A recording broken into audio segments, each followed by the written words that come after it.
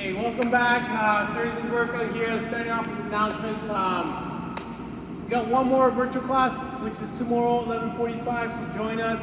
Love to see you guys. Again, that virtual platform is helping you guys stay accountable to your workouts, but it's also great to see your faces, guys, and stay connected.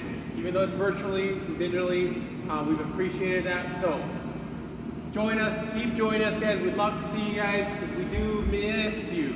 Okay, so make sure, guys, you're checking in on the workouts. And if you have any feedback that you want to see us maybe shift some focus in any direction, give us your feedback. We'd love to hear from you guys, even if it's just a quick hi. But if you got feedback, bring it. We'd love to hear that too, guys. Pass it to Yash for the workout. All right, guys, we got a 10-round workout here. The first two movements, you can use a dumbbell or kettlebell for, whatever you've got. First movement is single arm overhead squat, so 3 per side here.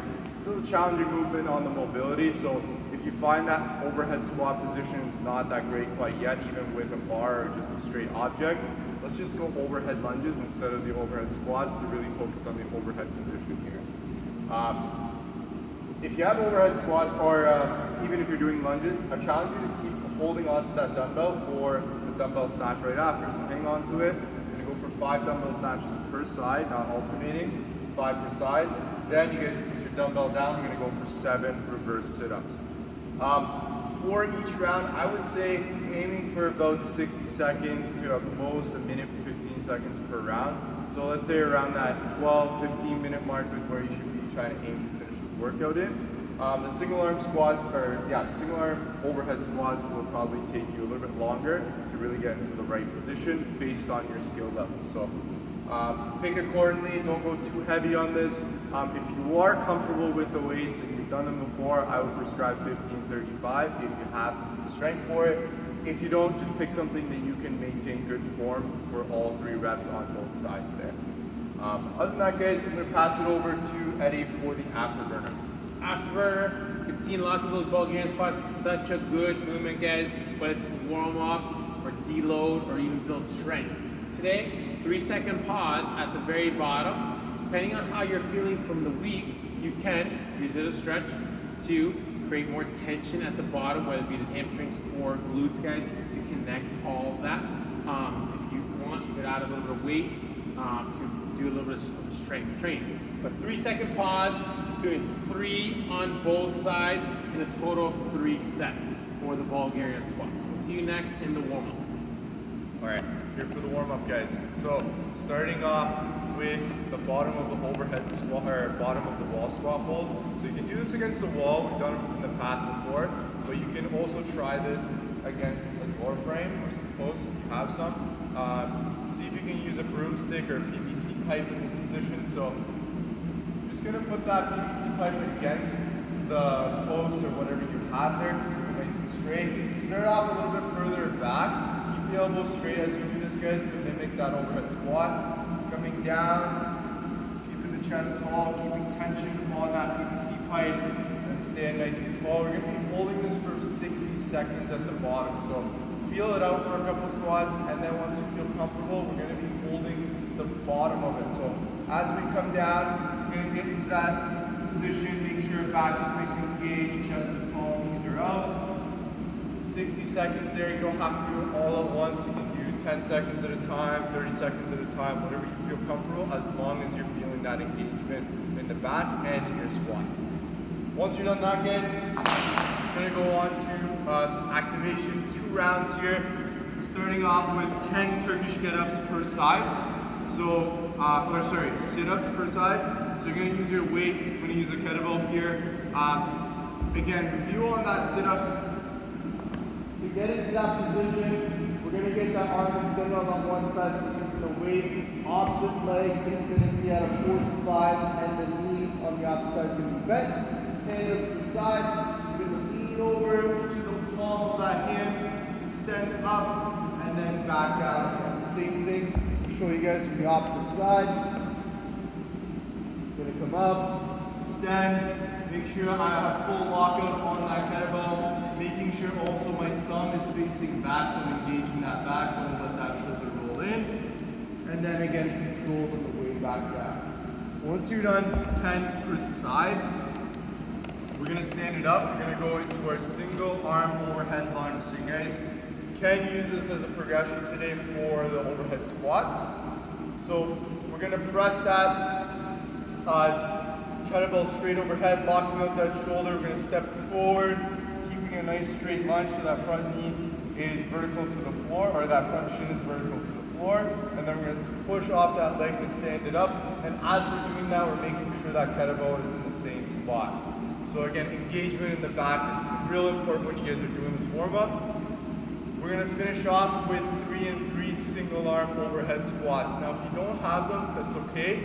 If you wanna try them out to a height that you feel comfortable, so don't squat all the way down. Just work on getting into that position, squeezing your back, and then even if it's just a quarter squat coming down, just to get that movement, just to get some experience with it, you can do that as well. And then you can use the overhead lunge later on.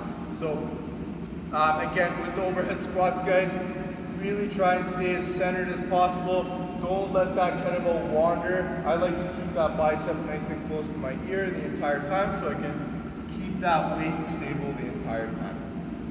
2 rounds of that warm up, guys. 10 Turkish Situps per side, 5 and 5 single arm overhead lunges, and then finishing off with those single arm overhead squats. We'll see you guys next for the workout. 10 rounds is today's workout. As mentioned earlier, we want to do this one in about 12, maybe 15 minutes, okay?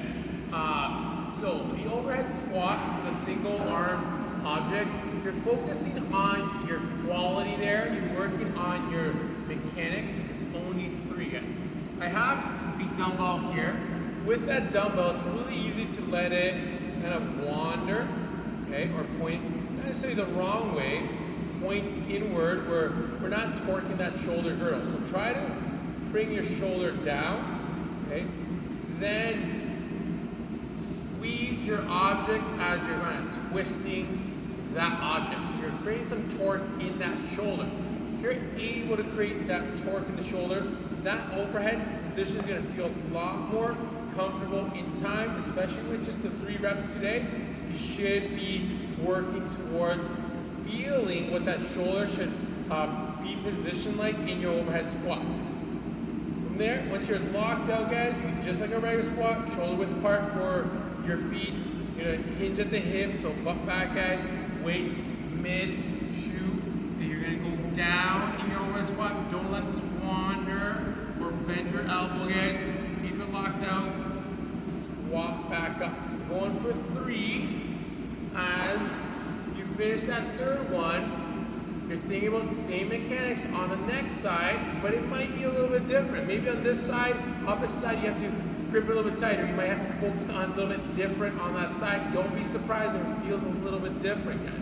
Think about the control that you have in that overhead squat. If possible, after your 3rd squat, see, can you go into your dumbbell snatch for 5, okay? Dumbbell snatch, both sides of that dumbbell are touching the floor. Watch that you're not leaning forward, okay? Rounding your back.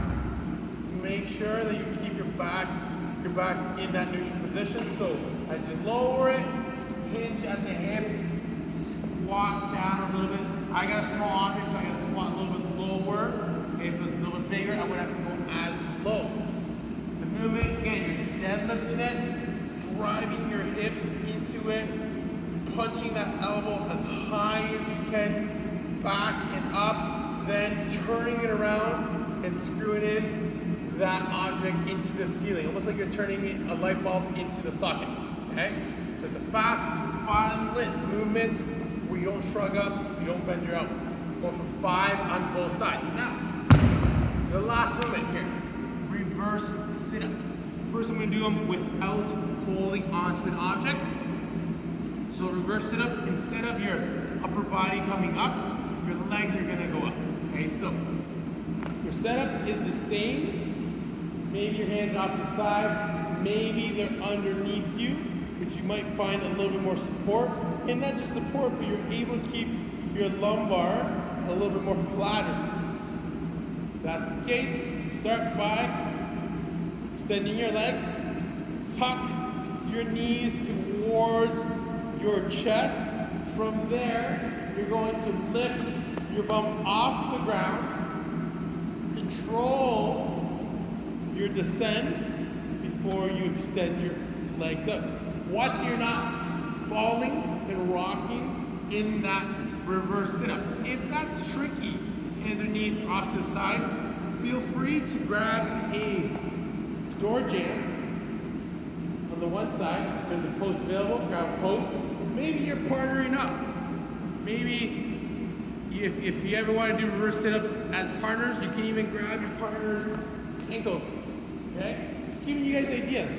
As you grab something, it closes your kinetic chink so you're able to pull, keeps your arms flexed, keeps your core flexed to allow you to go through the movement. From there, again, extend your legs flat back like a dead bug. Tuck your knees to your chest. Lift your hips off the ground. Control it down. Head still on the ground. I just lift it up so you can see the camera. Then extend your legs out to as full extension, guys, to finish your sit-up. Okay, you're going for 7 reverse sit-ups, guys, and 3-3 of the squats, 5-5 of the snatch, then 7 sit-ups for 1 round, going for 10 rounds. Have fun with this workout.